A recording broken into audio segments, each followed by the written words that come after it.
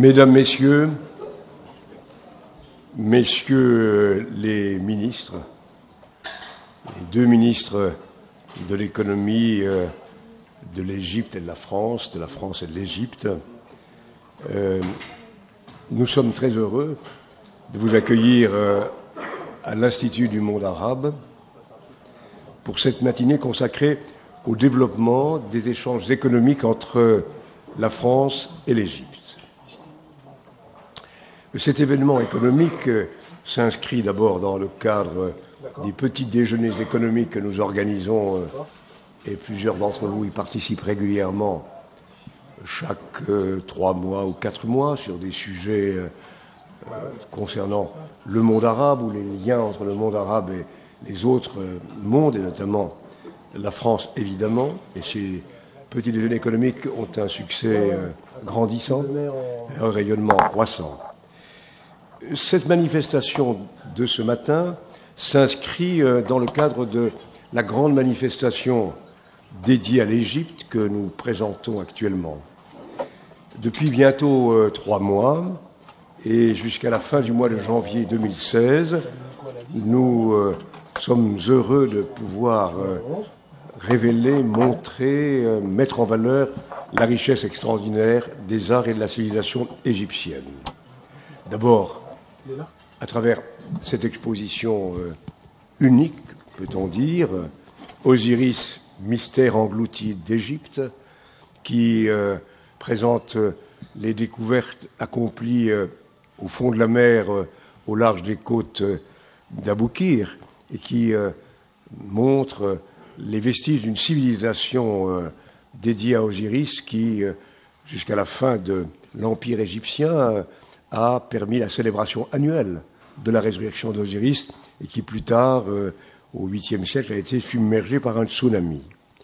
Parallèlement, la première biennale de la photographie du monde arabe est présentée à la fois ici et à la Fondation européenne de la photographie, et naturellement l'Égypte y est très présente, puisque les talents égyptiens d'aujourd'hui sont innombrables, notamment dans le domaine de la photographie, mais aussi de la peinture, de la sculpture, du cinéma, de tant d'autres choses. Parallèlement, toujours autour de l'Égypte, nombreuses conférences et rencontres, forums, débats, une programmation musicale à la fois traditionnelle et contemporaine, ainsi qu'une programmation cinématographique. J'arrête là pour vous dire simplement que la rencontre d'aujourd'hui constitue un temps fort de cette manifestation. 2 tables rondes aborderont les enjeux clés du développement des échanges entre la France et l'Égypte. Et puis, pour ceux d'entre vous qui le pourront, nous nous retrouverons à la fin autour d'un cocktail dînatoire, ou déjeunatoire, pardon. Je suis encore hier. Je tiens à adresser mes remerciements les plus chaleureux, naturellement, au ministre égyptien du Commerce et de l'Industrie, Tarek Kabil, ainsi qu'au ministre français de l'économie, de l'industrie et du numérique, Emmanuel Macron, qui ont accepté notre invitation et qui se sont joints à l'organisation. Et leur présence à nos côtés permet d'adresser un message fort à tous les acteurs économiques ici présents. Je souhaite aussi remercier les partenaires cette journée, le Conseil franco-égyptien des affaires, l'ambassadeur de France en Égypte et l'ambassadeur d'Égypte en France, l'ambassadeur qui tout à l'heure nous rejoindront, le MEDEF international. Enfin, je saisis cette opportunité pour remercier tous les mécènes et sponsors qui nous font l'honneur d'être présents aujourd'hui et qui contribuent au développement de l'Institut du monde arabe et par là même au renforcement des relations entre la France, l'Égypte et le monde arabe. Voilà. Merci. Bienvenue. Bon travail. Et si le ministre Emmanuel Macron veut bien prendre la parole, je la lui cède volontiers.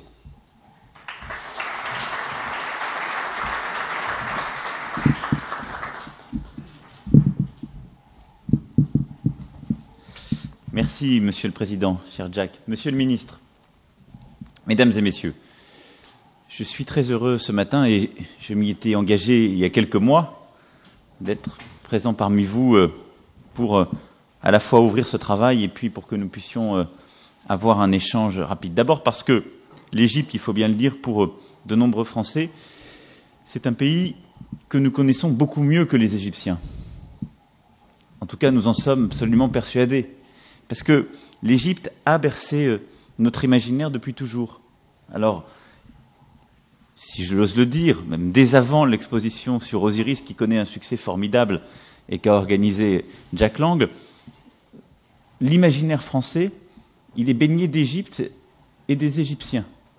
Que ce soit l'épopée napoléonienne, que ce soit la référence aux empires ou à la théologie, ou que ce soit plus récemment les références cinématographiques et artistiques, l'Égypte fait partie de notre imaginaire.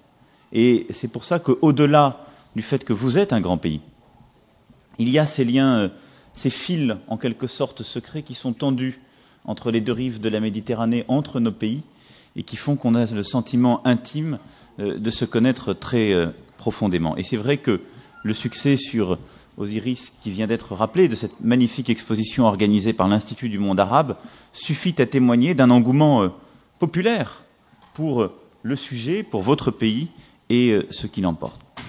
Au-delà de ce lien sentimental, imaginaire, culturel profond, historique, nous avons aujourd'hui une communauté de destin toute particulière. C'est celle dans laquelle les événements des derniers mois nous ont plongés. Parce que Paris, depuis le 13 novembre dernier, vit dans le deuil, dans la mobilisation, dans ce sursaut civique qui a été aussi celui du peuple français. Et vous avez été touchés également en votre cœur, aussi bien à travers la destruction dans le Sinaï de l'avion A321 que plus récemment dans l'attentat dans un hôtel du Nord Sinaï qui a fait là aussi plusieurs morts. Et sur les deux rives de la Méditerranée, c'est le même terrorisme djihadiste qui a frappé. C'est cette même volonté dans le cœur de nos deux sociétés d'aller attaquer ce qu'il y avait de plus ouvert, de plus vivace, de plus libre. Et c'est la même résistance à laquelle nous sommes finalement aujourd'hui confrontés. Et cette communauté de destin, c'est le défi qui est posé à nos sociétés, à nos pays, qui est un défi économique, politique, social, culturel aussi, et moral. Celui à la fois de savoir résister, d'apporter la réponse sécuritaire, intransigeante, implacable, dans nos pays comme sur la scène internationale, parce qu'il faudra une réponse, et nous sommes en train de la déployer face à cette menace et ce que Daesh représente. Mais en même temps, on doit reconstruire quelque chose dans nos pays et ne pas s'arrêter là. C'est ça le défi moral qui est le nôtre et qui durera. Et c'est celui en France que nous avons décidé, avec notre population, de relever. Et alors, face à ce défi et dans ce contexte, il y a un premier message fondamental que nous devons porter, que vous portez ce matin et que vous portez au quotidien dans votre action. C'est celui de l'unité. C'est que ce que recherchent celles et ceux qui nous ont attaqués, c'est de fracturer justement cet imaginaire. C'est de fracturer les histoires collectives qui existent entre les deux rives de la Méditerranée, entre nos pays, entre nos cultures, pour opposer des blocs de manière artificielle, par coagulation, en jouant justement sur les imaginaires, sur les approximations. Et face à cela, nous avons à cantonner l'ennemi, à le mettre dans son rôle unique, celui d'un terrorisme totalitaire, et de porter nos civilisations dans leur pluralité. C'est d'ailleurs ce à quoi contribue cet établissement, cher Jack, ici, au cœur de Paris. Dans le même temps, nous avons un message d'avenir à envoyer. Parce qu'ils attendent la peur, la prostration. Et la seule réponse à apporter, c'est de regarder devant. C'est de construire d'autres liens, de construire d'autres projets, de continuer à avancer d'une autre façon. Et pour être à la hauteur de ces ambitions, l'économie, les relations économiques, ce que vous faites vivre au quotidien, est absolument décisif, parce que ce sont des opportunités offertes à nos entreprises, à nos concitoyens, à nos plus jeunes. Ce sont des ouvertures, ce sont des ponts multiples que nous dressons. Ce sont des aventures humaines, en même temps qu'elles sont toujours économiques. Et nos échanges commerciaux, dans cette perspective, ne cessent de s'améliorer, ils ne cessent de se redresser. Ils ont encore augmenté l'année dernière de près de 3%, et la France est devenue le 8e partenaire commercial de l'Égypte, qui demeure notre premier client au Proche-Orient. On doit faire encore beaucoup mieux, la France doit être plus présente en Égypte. Ces chiffres-là ne sauraient refléter, même s'il y a eu des belles histoires récentes dont on ne peut que se féliciter, ne sauraient refléter la vitalité de cette relation, la force de cette relation que j'évoquais il y a un instant. Il y a aujourd'hui 150 entreprises françaises installées en Égypte, 33 000 personnes qui y travaillent, dans des secteurs aussi différents que l'ingénierie, la production manufacturière, l'énergie, l'agriculture, la pharmaceutique, les services, et avec un peu plus de 3 milliards d'investissements français en 2014, l'Égypte reste la deuxième destination de ces investissements directs qui sont si importants. Mais une nouvelle ère s'ouvre. D'abord parce que nous avons intensifié les relations diplomatiques et la présence du président de la République le 6 août dernier pour l'inauguration du nouveau canal était, je crois, à cet égard un symbole important. La venue du Premier ministre Manuel Valls, début octobre, que vous avez accueilli, Monsieur le Ministre, puis votre présence avec nous ce matin, ce sont les pierres, autant de jalons posés sur cette route. Mais au-delà de ces échanges, de ces visites, c'est tout le travail que vous faites, cette réunion de ce matin que vous allez décliner, la 60aine de sociétés françaises qui ont participé à la conférence économique de Sharm el-Sheikh en mars dernier, le travail intense du MEDEF international et l'importante réunion de juin dernier, ce sont ces liens qui comptent. Et puis, pour intensifier nos relations, je vois plusieurs axes. Le premier, c'est de continuer à travailler sur les infrastructures ensemble. Et là, l'engagement de l'Agence française de développement est important. Nous allons continuer avec l'ensemble des acteurs du secteur. J'en ai croisé beaucoup en traversant cette salle tout à l'heure, qui sont impliqués dans l'économie égyptienne et qui peuvent faire encore davantage. Le développement des infrastructures de toutes sortes, routières, ferroviaires, de télécommunications, énergétiques, les bâtiments et travaux publics, c'est un axe fondamental de ce développement et nous continuerons à y investir. L'agroalimentaire est évidemment également une priorité, mais je veux aussi citer le développement du numérique et de tout ce que nous pouvons faire pour dynamiser encore davantage l'entrepreneuriat et dynamiser le lien entre nos talents, au-delà de toutes les entreprises et de tous les secteurs que j'ai pu citer, que vous représentez. Il n'est de pont que d'hommes et de femmes. Et ce qui est important, c'est que des talents français puissent aller travailler en Égypte pendant quelques années, développer cette présence, mais que nous puissions aussi attirer des talents égyptiens chez nous, des entrepreneurs, pour avoir l'opportunité quelques années de venir travailler. C'est pourquoi nous avons créé ce French Tech Ticket pour les entrepreneurs ambitieux. Il y a déjà plusieurs dizaines de candidatures égyptiennes. Je m'en félicite. Et pour moi, c'est véritablement une source d'espoir parce que c'est ce qui permettra également d'intensifier cette relation. L'économie, vous l'avez compris, et c'est pourquoi je tenais à être présent parmi vous ce matin. C'est la meilleure réponse au risque de repli, la meilleure réponse au défi qui nous est posé. Parce que c'est celle qui permet de se projeter, de reconstruire quelque chose, d'avancer ensemble. Et ça n'est pas un hasard, Monsieur le Ministre, Monsieur le Président, si Osiris est toujours présenté comme cette divinité qui permet la sortie de l'état de nature, la conquête justement d'une forme de civilisation par l'accès à l'agriculture, l'une des premières formes économiques par lesquelles les sociétés s'organisent. C'est bien que quand on veut regarder devant, on fait des projets ensemble. Quand on fait des projets ensemble, on cherche à mieux organiser nos sociétés de part et d'autre. On fait, en fait, parfois même sans le savoir, déjà de l'économie.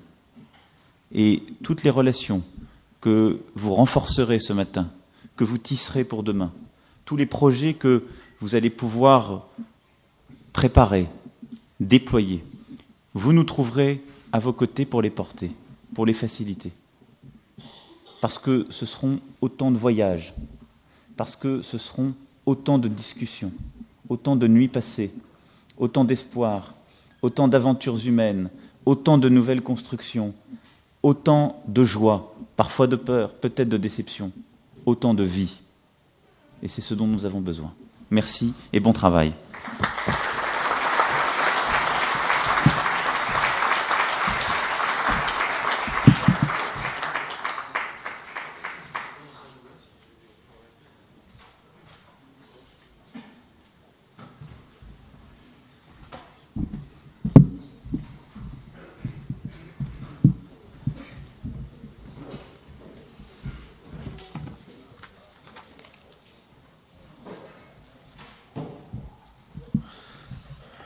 بسم الله الرحمن الرحيم. Au nom de Dieu, clément et miséricordieux.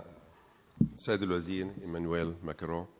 Monsieur le ministre, جاك لانغ رئيس المعهد. Monsieur Emmanuel Macron, Monsieur Jacques Lang, président de l'Institut du monde arabe, Mesdames et Messieurs, chers membres du public, bonjour. Permettez-moi d'abord de vous remercier et de vous exprimer ma joie d'être parmi vous aujourd'hui dans ce groupement d'hommes d'affaires français et égyptiens prestigieux. Dans le cadre de nos relations avec les entreprises françaises depuis 35 ans, nous avons de très bonnes relations. Ces acteurs poursuivent leur travail afin d'établir des ponts entre les sociétés françaises et égyptiennes, et elles permettent la communication entre nos deux peuples respectifs. J'exprime toutes mes condoléances à la France, à son peuple et à son gouvernement suite aux actes terroristes qui ont été perpétrés à Paris. Paris, capitale des Lumières, capitale de l'art, de la culture et de la beauté. Ces actes ont fait des dizaines de victimes. Nous en sommes très attristés. Nous sommes donc tous dans le même bateau et nous faisons face au même destin. En effet, comme vous le savez, l'Égypte a longtemps combattu et combat toujours le terrorisme qui agit sous couvert de religion. Ainsi, s'il y a quelque chose d'indispensable, c'est de travailler main dans la main, c'est d'œuvrer ensemble pour combattre cet extrémisme qui se répand de par le monde à une vitesse incroyable. Aujourd'hui, l'Égypte arrive à la fin de la troisième échéance qui a été précisée par le président Abdel Fattah al-Sisi le 3 juin 2013. Les élections présidentielles libres ont eu lieu. Nous avons voté et adopté la nouvelle constitution égyptienne. Et aujourd'hui, la troisième échéance arrive à son bout et elle est représentée par les élections législatives. Et donc, à la fin de cette semaine, nous tournerons cette dernière page politique et nous passerons directement au développement économique et social, qui est, à nos yeux, l'un des meilleurs moyens disponibles pour combattre le terrorisme. La France a toujours été aux côtés de l'Égypte et a appuyé notre pays au cours des dernières années qui ont suivi la révolution du 25 janvier. Les relations politiques, culturelles et économiques entre nos deux pays sont solides. La France est un grand pays européen, est un grand contributeur dans les investissements directs en Égypte et s'élève à plusieurs milliards de dollars. Les entreprises françaises sont présentes en Égypte depuis plus de 30 ans. Elles se développent, elles développent leurs filiales et elles sont peut-être là les meilleurs ambassadeurs de la culture française et peuvent attirer plus d'investissements étrangers. en Égypte. Donc, les investissements français augmentent dans notre pays, sans compter les contrats militaires. Notre visite a été précédée par la visite du président Al-Sisi en novembre 2014. Il a pu rencontrer plusieurs représentants des entreprises françaises. Et cette visite du président Al-Sisi a été suivie par la visite de M. François Hollande en Égypte, qui a assisté à l'inauguration du nouveau canal de Suez. M. Emmanuel Valls nous a rendu visite le 10 octobre 2015 et nous avons été très ravis de le recevoir. Toutes ces visites ont pour objectif de renforcer les relations entre nos deux pays, notamment les relations économiques. Plus récemment, nous avons pu assister à la signature de 500 de plusieurs contrats qui s'élèvent à la somme de 500 millions de dollars, notamment des contrats avec des PME. Ces contrats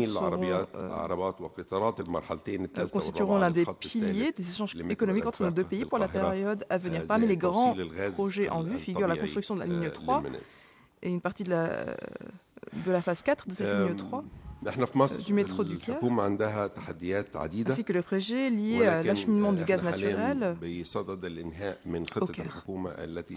Il reste beaucoup de défis à relever en Égypte, mais nous avons adopté un plan révisé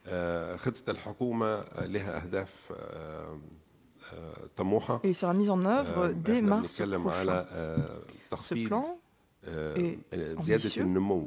Il prévoit l'augmentation de la croissance économique, donc le PIB, de 1,6% et a pour objectif de réduire le chômage d'1,5% et de réduire le déficit dans la balance commerciale et d'enregistrer une croissance d'1,8%. Comme vous le savez, nous avons aussi un déficit au niveau de la balance des paiements et nous nous attellerons à l'augmentation des investissements directs étrangers afin d'améliorer la balance commerciale entre l'Égypte et les pays étrangers. Plusieurs projets nationaux sont en cours de mise en œuvre.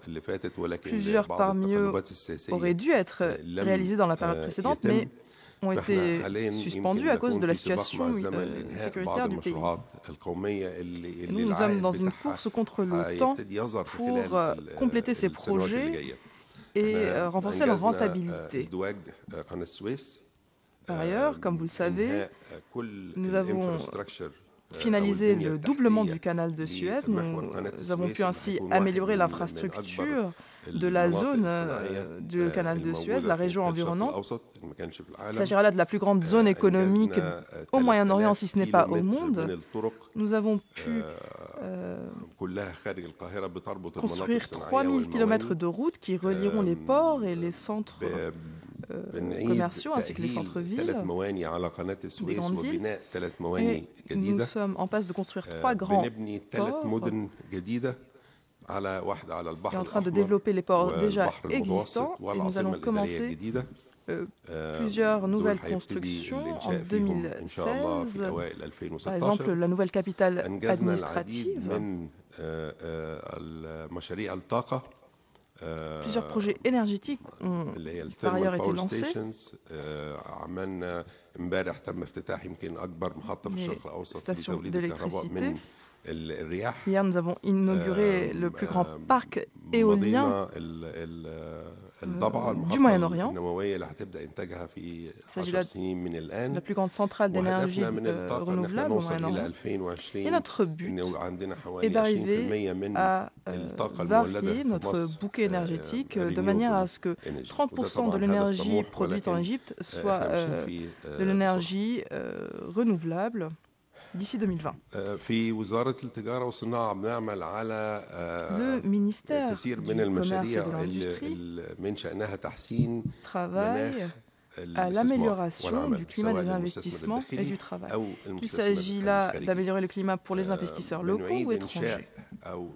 Ainsi, nous avons plusieurs projets dans ce sens. Nous essayons de faire un guichet unique pour que les investisseurs puissent accéder aux licences de manière plus fluide. Par ailleurs, nous essayons de renforcer la valeur ajoutée de chaque gouvernorat en matière d'industrie. Ainsi, nous ferons en sorte de baser les différents secteurs de l'industrie dans chaque gouvernorat selon les atouts dont jouit chaque gouvernorat. Par ailleurs, nous avons l'objectif d'améliorer la distribution de nos subventions. Ainsi, nous dirigerons les subventions vers les secteurs qui en ont réellement besoin, notamment pour certains secteurs en particulier, par exemple ceux de la production du sucre et de l'engrais. Par ailleurs, nous avons adopté une nouvelle stratégie pour l'industrie, notamment l'industrie agroalimentaire. Nous avons essayé d'introduire de nouvelles industries dans notre économie. Par exemple, la construction de produits pétrochimiques au niveau de la mer Rouge, entre autres. Nous comptons plus de 8 manufactures pour l'assemblage des voitures et nous essayons de développer une stratégie afin de pouvoir construire des voitures localement. Aussi, nous souhaitons renforcer le rôle des PME qui constituent 75% des entreprises locales en Égypte. Nous essayons de renforcer la visibilité et la transparence de ces entreprises, de manière à ce qu'elles fassent partie du secteur formel.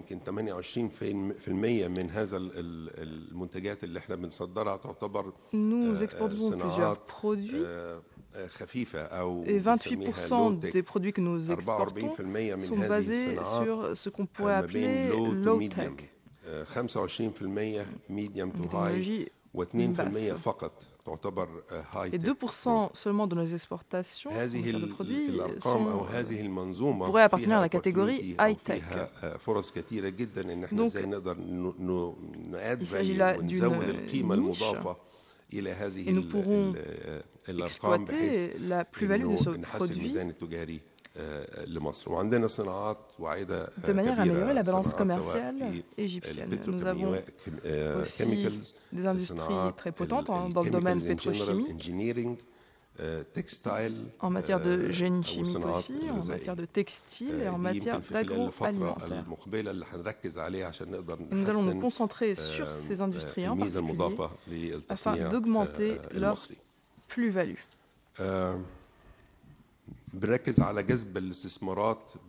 J'aimerais aussi évoquer la nécessité de déployer des efforts considérables pour attirer les investissements. Avec ce nouveau canal de Suez, les échanges commerciaux entre l'Égypte et le reste des pays du monde augmentera de manière considérable. D'où la nécessité de développer une zone commerciale qui permettra d'augmenter nos exports et nos importations également. Nous exportons de plus en plus en Afrique. Malheureusement, il y a un problème lié à la logistique et donc nous œuvrons afin de développer les centres logistiques en Afrique et nous appelons les entreprises à renforcer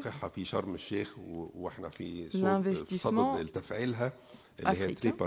Nous travaillons à la signature d'un accord de libre-échange avec le COMESA qui permettra à l'Égypte d'augmenter ses exportations en Afrique et cela donnera à l'Égypte une plus-value en matière de compétitivité.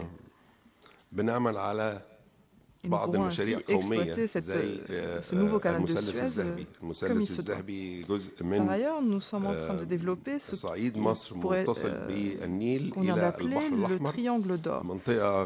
Il s'agit là de construire un lien entre la Haute-Égypte, le Nil et la mer Rouge. Ce triangle d'or est riche en ressources. Toutes les études, tous les travaux et projets dans cette région sont finalisés au cours du mois de février 2016. Et ces projets sont très prometteurs pour l'Égypte.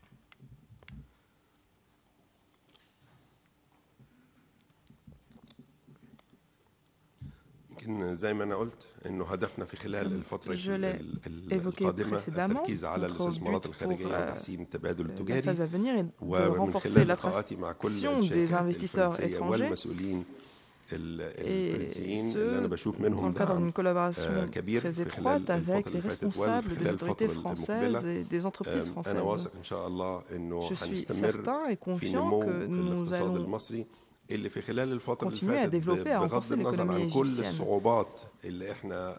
Cette économie a tenu bon malgré les difficultés qu'a connues le pays durant ces dernières années. Notre croissance fut de 4% au cours de la dernière période et nous atteindrons les 5% en 2015 à la fin de l'année 2015. Et donc c'est un marché qui continue de croître. Nous sommes en pleine croissance démographique et économique. La croissance démographique est de 2,5% annuellement. Le marché égyptien compte 90 millions de consommateurs. C'est un très grand marché, un marché très important et non négligeable. Et grâce à ces nouveaux grands projets et grands travaux, l'Égypte sera une véritable plaque tournante pour l'économie africaine, pour les exportations en Afrique. Je vous remercie encore une fois de votre participation. Nous remercions les responsables français qui nous ont apporté leur appui dans la période précédente et à l'heure actuelle. Comme vous le savez, nous sommes en train de poursuivre nos réformes structurelles et de nouveaux projets seront envoyés au Parlement en mars 2016 et nous appelons au renforcement des liens économiques entre la France et l'Égypte et je vous remercie de votre attention.